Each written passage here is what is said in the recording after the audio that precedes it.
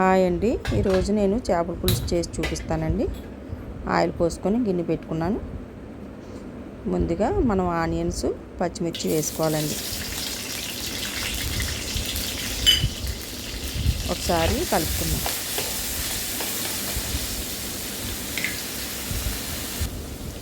టమాటా paste వేసుకోవాలండి.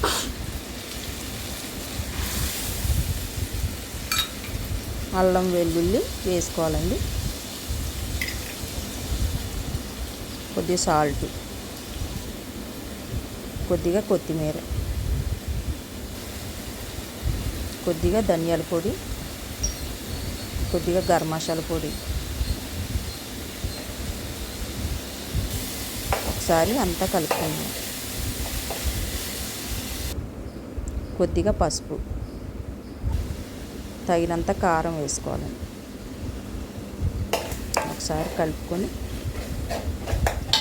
ఇప్పుడు మనం చేప ముక్కలు వేసుకుందామండి.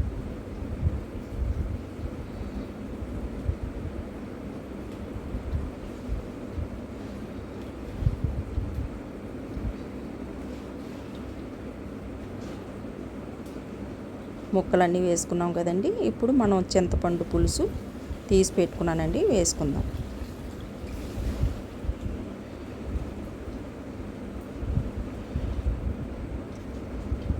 ఒకసారి కలుపుకుందామండి.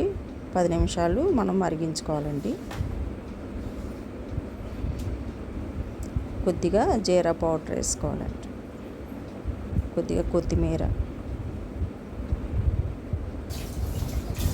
కొద్దిగా సాల్ట్ సరిపోలేదండి, సాల్ట్ వేసుకోవాలి. కొద్దిగా బెల్లం,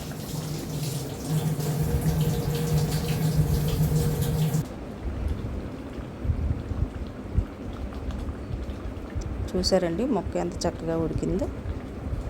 అయిపోతుందండి, దగ్గరికి పడిపోతుంది చేప పులుసు.